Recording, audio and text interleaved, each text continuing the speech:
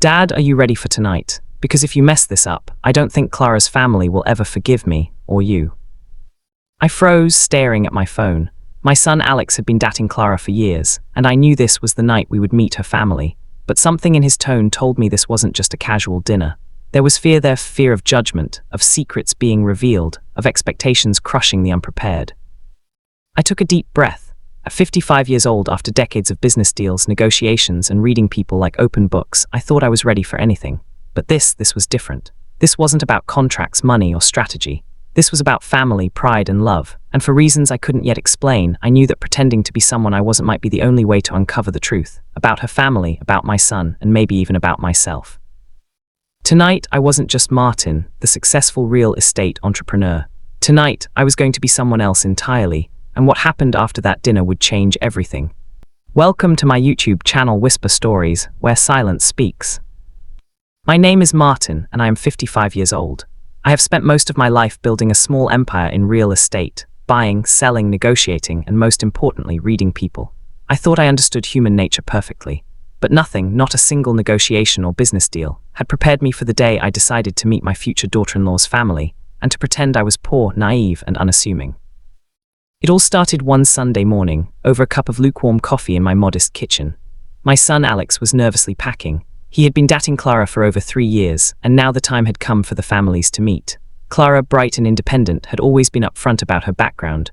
Her family was affluent, well-connected, and by Alex's description, extremely cautious about money. I think they might judge you, Dad," Alex said, wringing his hands. "Clara's parents, they're very particular about wealth and status. What if they don't like you?" I leaned back in my chair, swirling the coffee absent-mindedly. "Alex," I said slowly, "sometimes the best way to understand people is to step into their world in a way they least expect.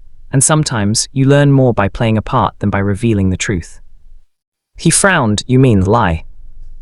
I smiled. "Call it an experiment. Pretend I'm just a simple man who doesn't know the value of money, a father who is humble and naive. Let's see what kind of hearts we're dealing with."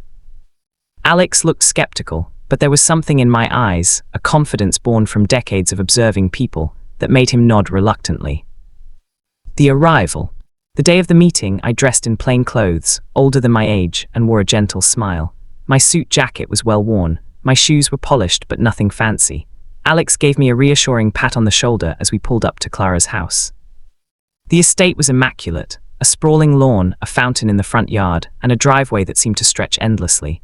I kept my composure, walking slowly, pretending awe at every little detail, all while whispering to Alex, "Remember, humility is key." Clara's parents opened the door. Mr. Thompson, tall and imposing with an air of authority, gave a courteous nod. Mrs. Thompson, elegant and poised, smiled warmly, but there was a sparkle of curiosity, the kind that pierces right through facades. "Martin, it's so nice to finally meet you," Mrs. Thompson said. Her tone was polite but measured. "The pleasure is mine, truly," I replied, keeping my voice soft and uncertain, almost hesitant. "The test begins."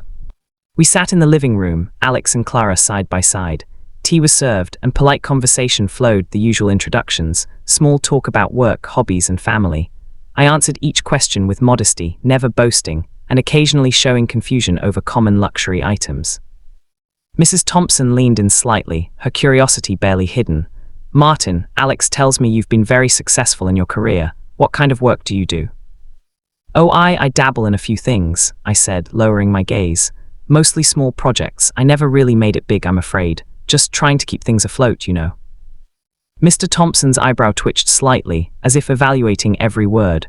"That's admirable," he said, with a hint of skepticism. I nodded earnestly. "I suppose I've always been more focused on teaching Alex values than on wealth. I like to think that honesty and hard work matter more than money." Mrs. Thompson smiled, though her eyes were calculating. "And what do you think about people who are wealthy?" I paused, carefully choosing my words. "I think sometimes wealth can blind people. I try not to let it blind me." They exchanged a subtle glance. Alex almost choked on his tea. I whispered, barely audible, "Patience." The unexpected turn. Hours passed. We moved on to lunch, which was as extravagant as the house suggested. Lobster, caviar, and wines I didn't recognize. I acted clumsy, overwhelmed by the display, and tried to focus on the taste, nodding appreciatively. Clara's mother seemed almost amused. "You really don't seem used to this, Martin," she said. I smiled awkwardly. I'm not. I've never had much of this kind of extravagance. It's all very new to me. Mr. Thompson observed quietly, then leaned back. "You know, some people would be embarrassed to admit that, but you seem sincere." It was a small victory. My act was holding.